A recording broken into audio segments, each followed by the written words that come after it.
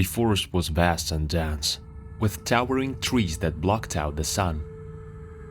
It was a place of mystery and danger, a place where people often went missing without a trace. Ethan and his friends had always been intrigued by the forest.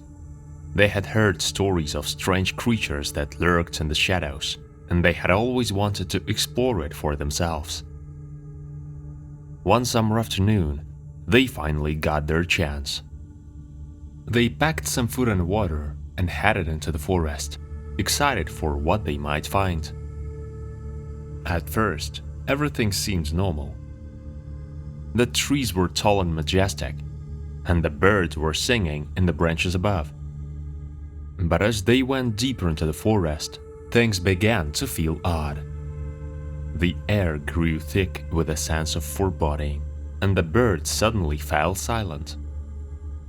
Ethan and his friends began to feel uneasy, as if they were being watched. Just then, they heard a rustling in the bushes.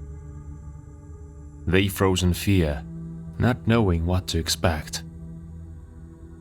But then a small frightened rabbit darted out and ran away, leaving the group feeling relieved and foolish. As they continued on, the forest became even denser. The trees were so close together that they had to squeeze through narrow gaps between them. The path they had been following was now almost invisible, and they began to feel lost. They tried to retrace their steps, but everything looked the same. They wandered for hours, feeling increasingly panicked and desperate. As the sun began to set, they stumbled upon a clearing. In the center of the clearing was an old, abandoned cabin. The windows were boarded up, and the roof was caved in. Ethan and his friends were hesitant to approach the cabin, but they didn't have much of a choice. They were lost, and it was getting dark. They decided to take their chances and investigate. As they approached the cabin, they heard a faint whispering sound. It was like someone was speaking in a language they couldn't understand. They crept closer, and the sound grew louder. They could hear footsteps inside the cabin, and the sound of something dragging along the ground. They were about to turn back when the cabin door suddenly opened. A figure stepped out, and Ethan and his friends were frozen in fear. It was a woman, but she looked nothing like any woman they had ever seen before. Her skin was pale and waxy, and her eyes were sunken and dark. She was wearing tattered rags and had long, tangled hair that obscured her face. She stared at them for a moment, then let out a blood-curdling scream and lunged at them.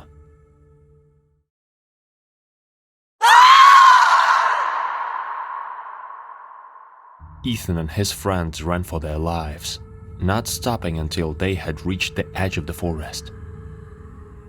They never spoke of that day again, but they never forgot it either. They had learned the hard way that the forest was a place of danger and mystery, and that sometimes it's best to leave it unexplored.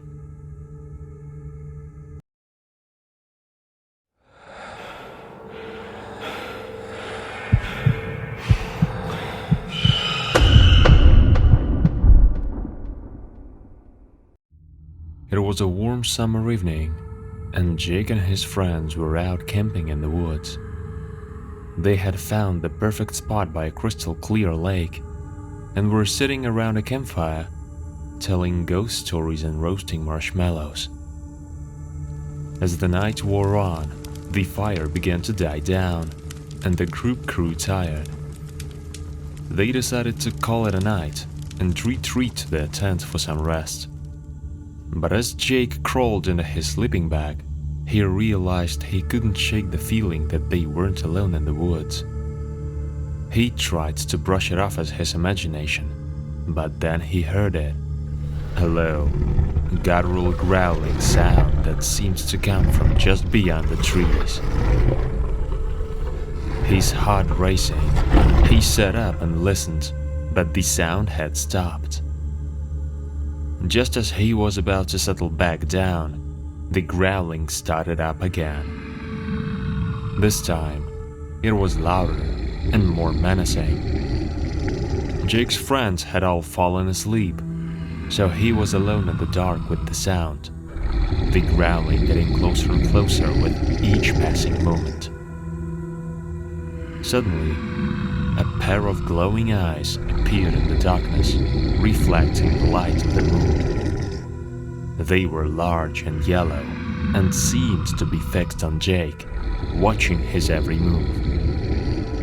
He tried to scream, but no sound came out. He tried to run, but his body wouldn't obey. All he could do was stare in horror as the eyes moved closer and closer until they were right in front of him. As the creature stepped into the light of the dying fire, Jake could see what it was. It was a massive beast, standing on two legs like a man, but covered in fur and with a snarling, wolf-like face. Its breath was hot and rank, and its claws glinted in the moonlight. Jake's mind raced as the creature took a step forward.